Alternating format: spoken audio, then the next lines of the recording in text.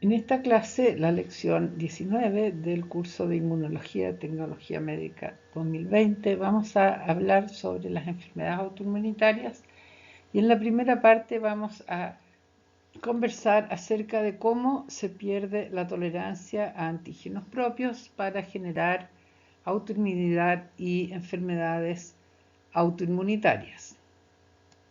Como siempre, vamos a comenzar describiendo un experimento importante en este tema, que es la encefalomielitis experimental autoinmune. En este caso tomamos ratones y se les inyecta la glicoproteína de la mielina de los oligodendrocitos, MOG, más adyuvante completo de Freund, y en una segunda inyección se le agrega toxina pertussis intraperitonealmente.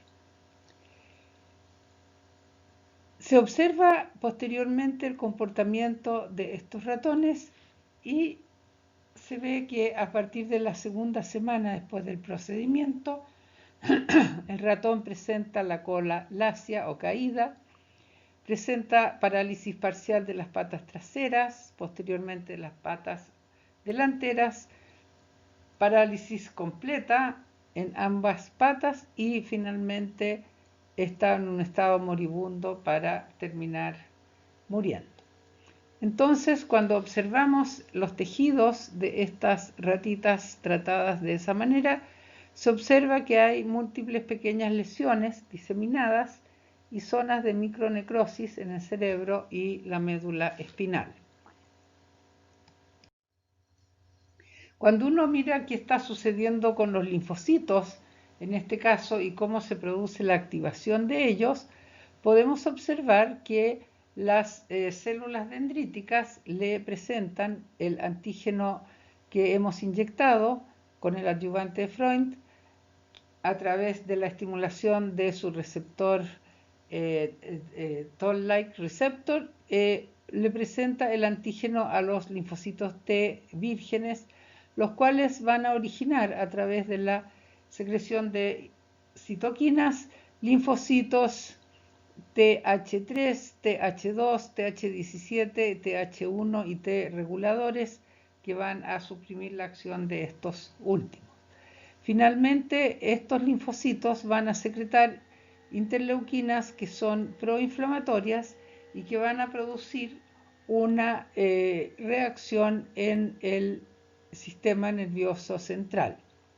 Entonces, la encefalomielitis autoinmune experimental de este ratón ha permitido esclarecer en gran medida lo que ocurre también en la esclerosis múltiple del humano, que se caracteriza por presentar esta inflamación en el sistema nervioso central, con muchos linfocitos infiltrados en el tejido que llevan daño a la mielina y a los axones. Y todo esto está asociado a la disfunción neurológica que hemos descrito. Inicialmente la respuesta es transitoria y ocurre remielinización, pero con el tiempo se activa la microglia y se produce neurodegeneración extensa. Entonces, en la encefalomielitis autoinmune experimental, la sensibilización de los linfocitos a la mielina que hemos inyectado en conjunto con adyuvante de Freund va a producir estos linfocitos fundamentalmente y con mayor importancia los linfocitos TH1, TH17, T reguladores y gamma deltas, y estos van a entrar a través de la barrera hematoencefálica, se van a meter en el tejido del encéfalo y van a comenzar a atacar la mielina de los axones de las neuronas. Esto a su vez va a producir más liberación de mediadores químicos y reclutamiento de otras células desde la sangre, liberación de mediadores y destrucción de la mielina y daño a los axones. Cuando vemos lo que ocurre en el ser humano con la esclerosis múltiple, que es una enfermedad que está mediada por un mecanismo similar al que hemos descrito, vamos a ver que estos pacientes tienen síntomas visuales, síntomas sensitivos, motores, hay pérdidas de la coordinación y problemas para mantener el equilibrio, hay fatiga, depresión, problemas con la memoria, problemas urinarios, trastornos del aparato digestivo, disfunción sexual y espasticidad, rigidez, espasmos, dolor muscular. Es una enfermedad extraordinariamente grave que tiene muy mal tratamiento y generalmente las personas fallecen a edad más temprana. Ahora, para entender bien esta enfermedad tenemos que saber primero cómo se adquiere normalmente la tolerancia a estos autoantígenos del sistema nervioso central. Pensemos que el sistema nervioso está en un sitio inmunológicamente privilegiado, vale decir, no hay una clara circulación de linfocitos a través del tejido mismo, ya que existe una barrera hematoencefálica. Entonces, ¿cómo se adquiere la tolerancia a estos autoantígenos? En el timo, los antígenos del sistema nervioso central no se expresan y por lo tanto la deleción de los linfocitos autorreactivos no se produce, salvo que los genes que hemos descrito, los genes aire, expresen algunos antígenos del sistema nervioso central y se produzca tolerancia a ellos.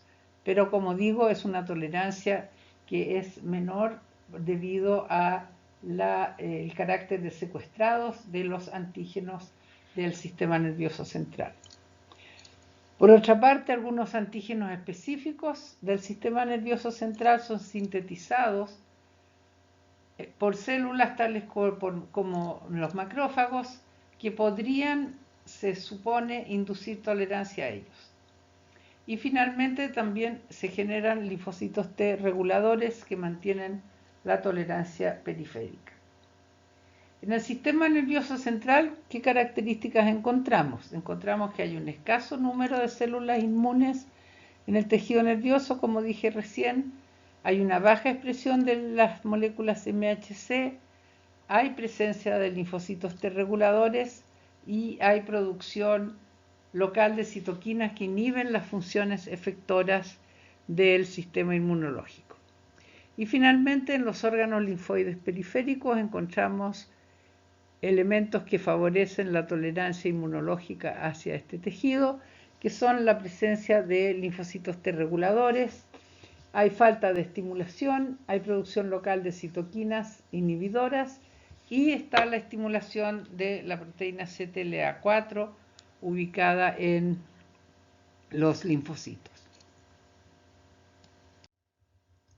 Otro ejemplo que podemos ver en el ser humano esta vez es la diabetes tipo 1.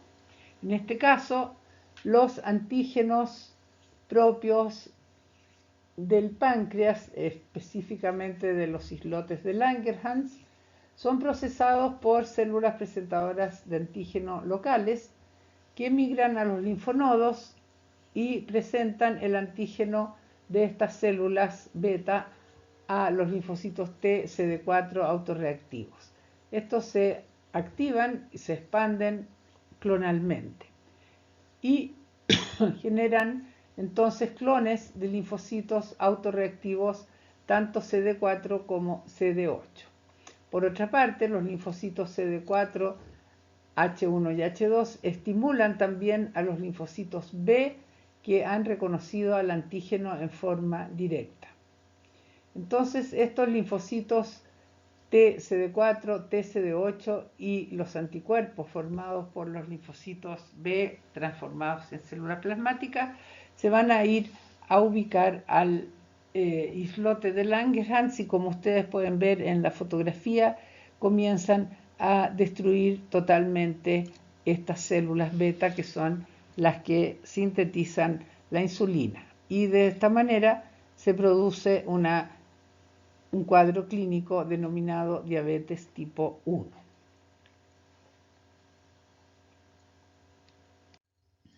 Entonces, de estos ejemplos podemos deducir que en el origen de las enfermedades autoinmunitarias hay una pérdida de tolerancia a antígenos propios, se generan respuestas efectoras frente a estos antígenos propios y a través de los mecanismos de daño inmunológico que hemos conocido en clases anteriores, los tipos 2, 3 y 4, se genera daño a los tejidos.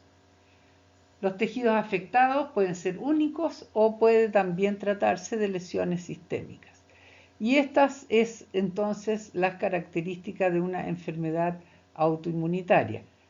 Hay un daño inmunológico producido por un mecanismo 2, 3 o 4 que genera daño en los tejidos, ya sea en forma local o en forma sistémica. Ahora, existen varias categorías de autoinmunidad y entre ellas tenemos la autoinmunidad fisiológica, en la cual se producen autoanticuerpos, pero que tienen un rol más bien regulador de las respuestas inmunológicas, o bien son respuestas autoinmunes que permiten la salida de elementos propios alterados por la vejez, por ejemplo. Un ejemplo típico es la presencia de autoanticuerpos antieritrocíticos que opsonizan a los eritrocitos para que estos sean eliminados en el vaso.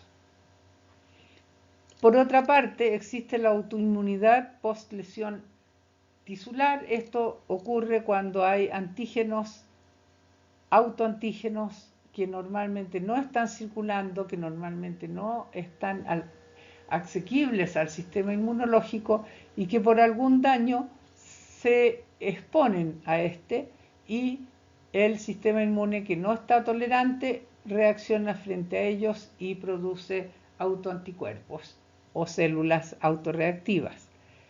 Un ejemplo típico es aquel que ocurre en el infarto al miocardio, en el cual proteínas miocárdicas que normalmente no están en circulación salen hacia la circulación y producen entonces una estimulación del sistema inmune para la producción de autoanticuerpos que van a eliminar a estas proteínas formando complejos inmunes que van a ser sacados de circulación en el vaso por los macrófagos. Y finalmente, si este mecanismo de daño opera, ya sea local o sistémicamente, se va a producir una enfermedad autoinmunitaria. Esto quiere decir que la sola presencia de autoanticuerpos o de células autorreactivas activadas no significa necesariamente que haya una enfermedad autoinmunitaria. Tiene que haber daño en los tejidos para que hablemos de enfermedad autoinmunitaria. Y aquí vemos en los tres ejemplos que les di recién, aquí vemos a los eritrocitos que son opsonizados con autoanticuerpos para ser eliminados en el vaso. Vemos el fenómeno autoinmune en un infarto al miocardio y vemos nuevamente la diabetes tipo 1 a los linfocitos eliminando y matando a las células de un islote de Langerhans. Aun cuando muchos linfocitos autorreactivos generados por recombinaciones B de J al azar en los TCR y BCR son eliminados en la selección negativa, aun cuando esto es así, más o menos el 20 al 50% de los linfocitos que están en la periferia pueden tener afinidad por antígenos propios. Sin embargo, solo el 3 al 8% de la población desarrolla enfermedades autoinmunes. Eso hace que sea evidente de que existe una fina regulación en los receptores autorreactivos en cuanto a impedir que estas células autorreactivas se estimulen, se activen y produzcan autoinmunidad. Y en este dibujo vemos que algunos de los mecanismos que ya hemos analizado en la clase anterior de tolerancia inmunológica, muchos de estos linfocitos, como dije recién, son deletados, otros sufren una edición de sus receptores, otros se ven regulados intrínsecamente y finalmente otros están regulados extrínsecamente.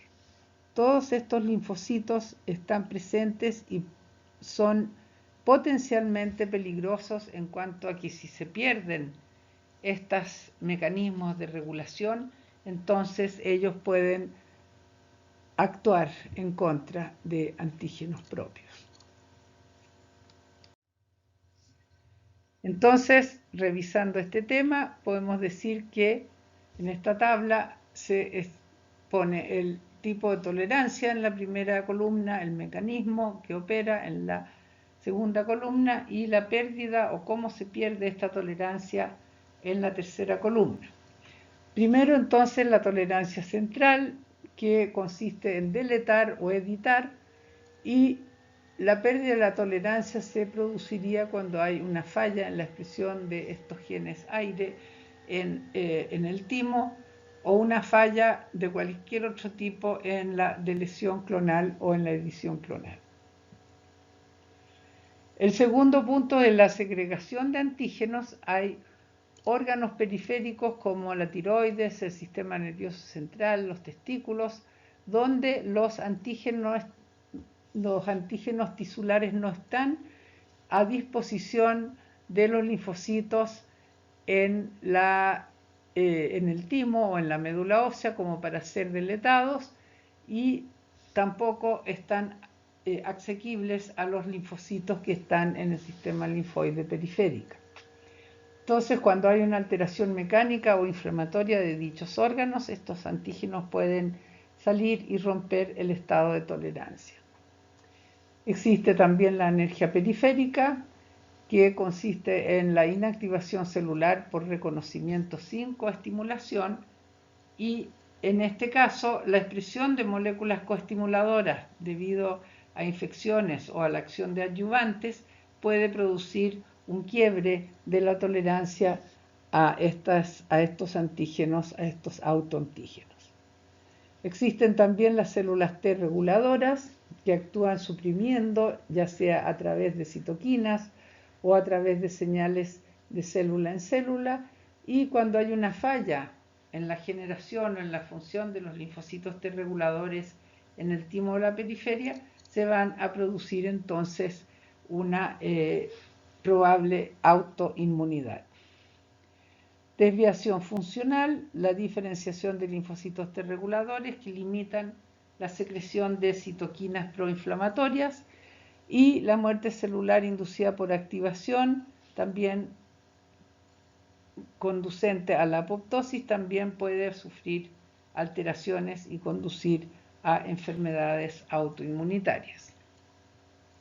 Por lo tanto, la falla en la generación o función de T reguladores es un elemento fundamental para explicarse la autoinmunidad. Entonces, para resumir cómo se pierde la tolerancia a los antígenos propios y qué factores contribuyen al desarrollo de la autoinmunidad, en este diagrama tomado del libro Abbas se puede observar que existe por un lado susceptibilidad genética y por otro lado estímulos ambientales tales como infecciones y daño tisular hacen que ocurra una inflamación en el tejido y que se activen los las células presentadoras de antígeno que están en el tejido afectado, y que conduzca a la activación de linfocitos autorreactivos, y estos linfocitos autorreactivos activados pueden afectar, pueden dañar el tejido que partió induciendo esta respuesta y conducir entonces a una enfermedad autoinmune. Ahora, existe una gran asociación entre distintos genes y enfermedades autoinmunitarias. Y en estos diapositivos vemos distintas enfermedades como la artritis reumatoidea, la diabetes tipo 1, la esclerosis múltiple. De estas dos últimas hemos hablado recién, el lupus eritematoso sistémico, la espondilitis anquilosante, enfermedad celíaca, etc., están todos relacionados con la presencia de ciertos alelos de MHC clase 2 en este caso. Y estos genes, y está hecha la advertencia acá, también pueden estar presentes en individuos sanos que no desarrollan la enfermedad.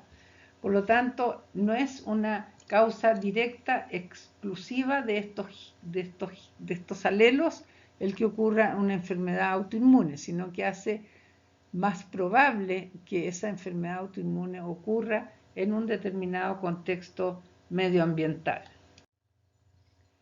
Existen también algunos polimorfismos de genes que no son HLA que se asocian con enfermedades autoinmunitarias, vale decir que la hacen más probable. Entre ellos tenemos toda esta larga lista donde ustedes ven que se refiere fundamentalmente a citoquinas que tienen que ver con la regulación de la respuesta inmunológica. Todos estos genes entonces pueden estar asociados, todos estos alelos pueden estar asociados a la presencia de las enfermedades autoinmunitarias que se muestra acá.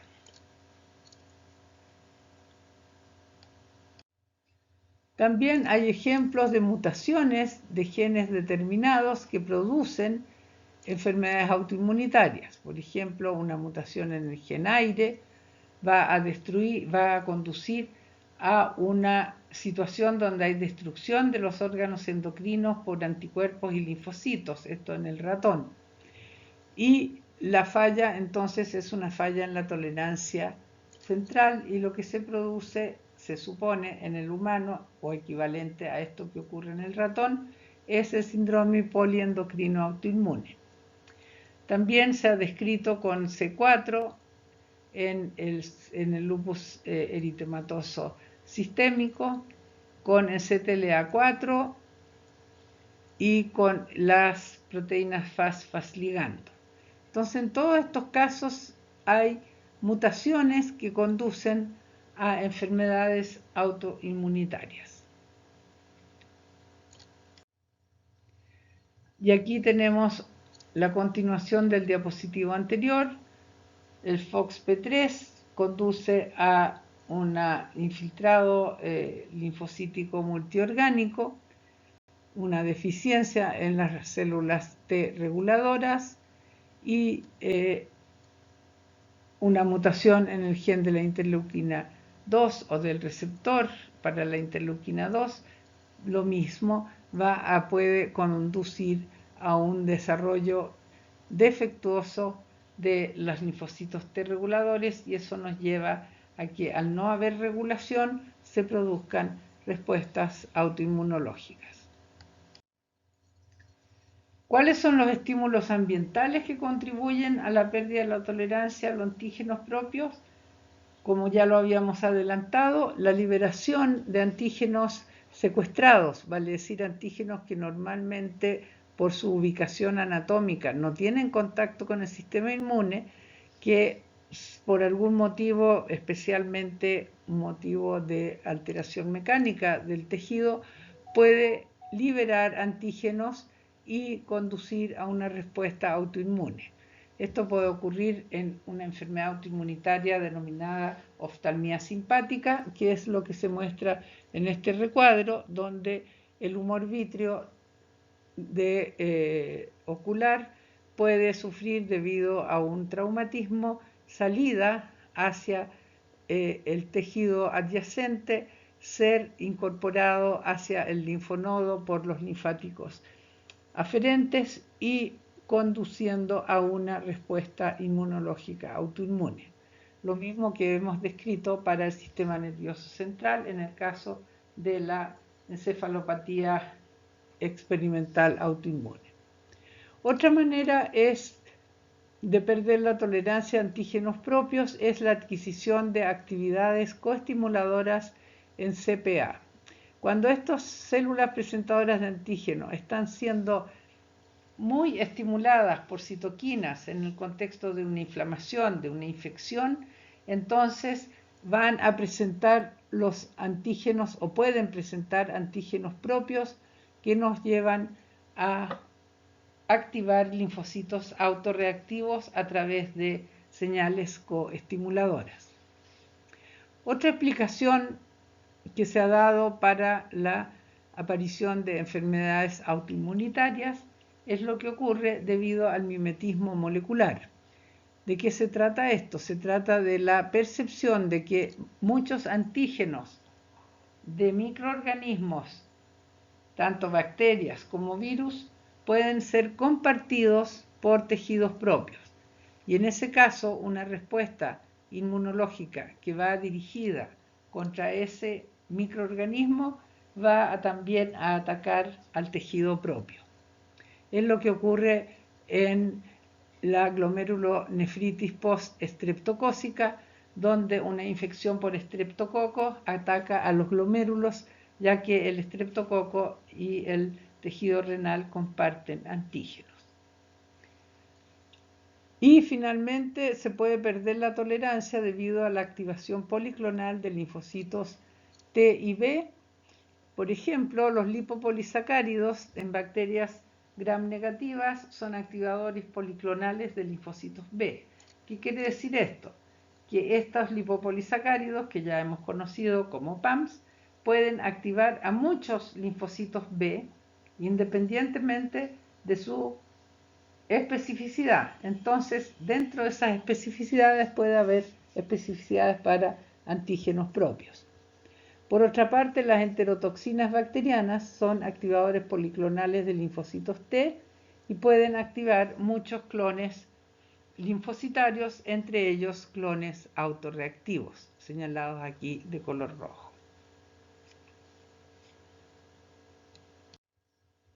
Entonces, para resumir lo que tiene que ver con el medio ambiente y el mecanismo más probable que ocurra es que infecciones produzcan daño tisular, que el daño tisular se manifieste como exposición de epítopes crípticos de antígenos propios, vale decir, epítopes que están escondidos o que normalmente son presentados sin moléculas de coestimulación, y esta exposición va a llevar a la activación de linfocitos autorreactivos, los cuales van a producir más daño tisular y se va entonces a generar un círculo vicioso en el cual se van a ir activando clones autorreactivos que van a dañar a los tejidos propios.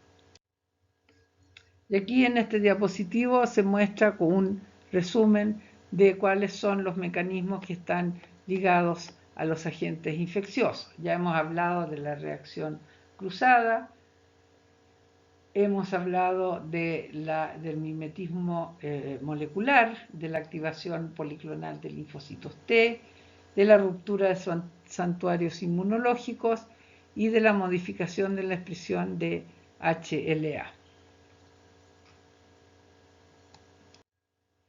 Y vemos acá el ejemplo de los antígenos secuestrados, de los antígenos que están ocultos al sistema inmune y que por lo tanto no deletan a los linfocitos autorreactivos a esos antígenos.